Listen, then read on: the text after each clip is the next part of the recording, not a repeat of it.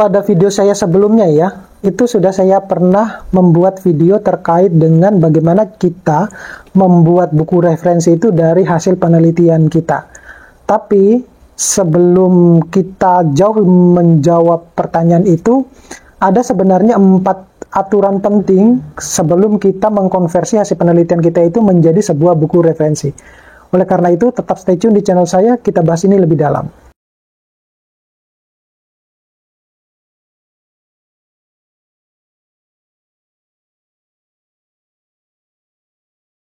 Assalamualaikum warahmatullahi wabarakatuh. Kembali lagi dengan saya di channel saya. Nah, kali ini saya mau sedikit sharing terkait dengan 4 aturan penting yang biasanya harus dilakukan sebelum kita mengkonversi hasil penelitian kita itu menjadi buku referensi. Dalam video saya sebelumnya, saya pernah membuat video tentang bagaimana caranya kita membuat buku referensi itu dari hasil-hasil penelitian kita. Baik itu kita dari hasil penelitian itu kemudian kita bisa membuat buku referensi atau buku monograf. Di mana 2 buku ini itu sangat penting sekali untuk menunjang karir kita ke depan sebagai seorang dosen karena bisa dipakai sebagai kenaikan jabatan fungsional di bidang 2 dan itu nilainya cukup besar. Jadi setara dengan seminar internasional ataupun seminar nasional beberapa gitu ya. Jadi dibandingkan kita mengikuti seminar internasional atau seminar nasional yang mengikuti beberapa kali, mending bikin buku gitu ya, terutama buku referensi dan buku monograf. Kalau buku ajar itu masuknya di bidang 1. Jadi bedakan gitu. Nah, ada 4 rule penting, aturan penting sebelum kita mengkonversi buku hasil penelitian kita itu menjadi buku referensi. Misalnya hasil penelitian kita itu seperti apa sih? Misalnya Anda masih punya tabungan nih tentang di tesis ya ataupun skripsi. Ya udah kita bisa membuatnya menjadi sebuah buku tuh. Gitu. Apalagi kalau buku referensi itu kan kalau yang disyaratkan ya. Kalau kita mau mengikuti hibah buku, baik itu hibah buku ajar maupun buku referensi itu tidak terlalu berat sebenarnya. Gitu. Lalu apa sajakah sebenarnya 4 rule tersebut? Yang pertama itu adalah jangan sembarangan mengutip referensi ya. Kita harus memperhatikan yang namanya etika penulisan. Gitu. Saya kasih tipsnya. Kuncinya saya kalau membuat buku referensi yang dari hasil penelitian itu adalah semua sumber referensinya itu harus dari jurnal.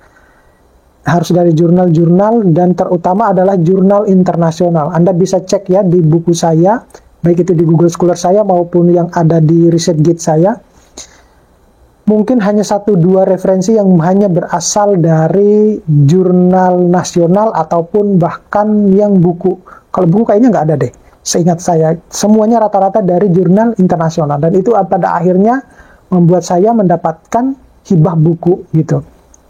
Jadi jangan sembarangan, semuanya punya aturan gitu. Kalau Anda misalnya targetnya mau menjadikan hibah buku Anda itu menjadi hibah buku, ya udah ikuti aturan yang ada di prosedur yang disyaratkan di dalam hibah buku tersebut.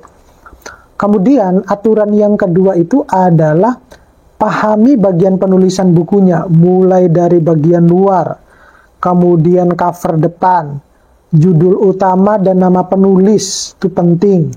Kemudian ada punggung buku ya, punggung buku itu biasanya tertulis nama judul buku kita gitu. Kemudian judul utama dan nama penulis,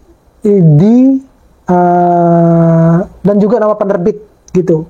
Itu penting banget ya, penting banget karena kebanyakan juga sekarang itu kalau kita ya mempublikasikan buku kita di penerbit-penerbit luar itu juga bahkan kita sudah mendapatkan fasilitas-fasilitas seperti terutama yang saya suka itu adalah Google Book ya, bukan berarti saya tidak bisa membuat Google Book ya, bisa gitu, tetapi daripada capek-capek membuatnya padahal sebenarnya sederhana sekali, mereka sudah cuma kita upload selesai gitu.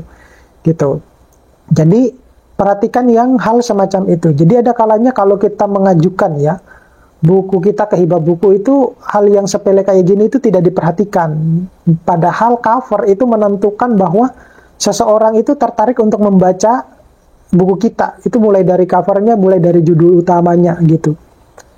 Kemudian aturan yang ketiga itu adalah teliti kembali format penulisan bukunya, gitu.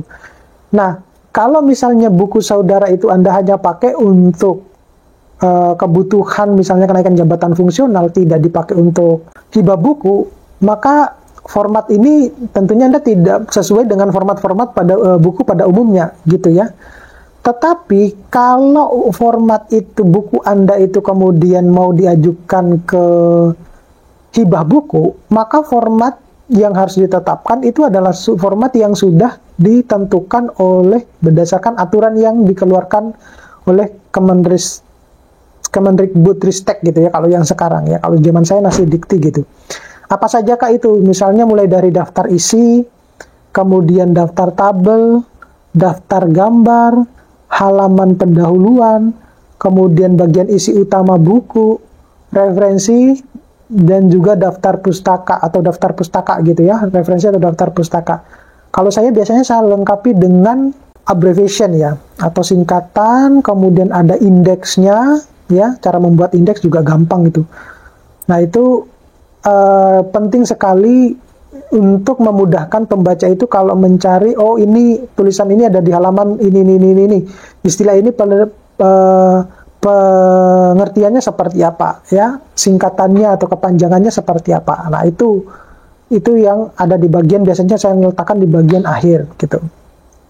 Kemudian yang keempat itu adalah ketahui spesifik penting di dalam bukunya. Jadi dari sekian bab itu mana yang dari setiap bab itu mana yang lebih spesifik gitu ya, bagian-bagian mana yang lebih spesifik itu harus Anda letakkan dan memudahkan saudara, sehingga ketika kemudian buku itu dijadikan sebagai bahan ajar atau referensi bagi mahasiswanya, itu saudara pada saat menjelaskan di dalam kelas tahu bahwa bab ini tuh bagian terpentingnya itu di sini loh, gitu. Jadi bukan hanya sekedar kita merangkum sebuah informasi asal ambil dari jurnal kemudian kita tulis di buku kita, bukan semacam itu. Jadi kita harus mengetahui spesifik penting di dalam buku kita, mulai dari contohnya ya, selain informasi ya, terutama selain informasi yang dianggap penting itu adalah font Times New Roman ya.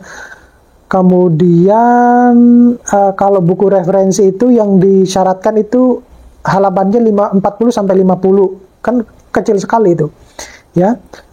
40 sampai 50, kemudian standarnya menggunakan standar UNESCO dengan ukuran 15,5 cm kali 23 cm gitu. Jadi mirip dengan di atasnya berapa ya? A5 atau A3 ya gitu. Hampir di atasnya buku tulis lah gitu, semacam itu.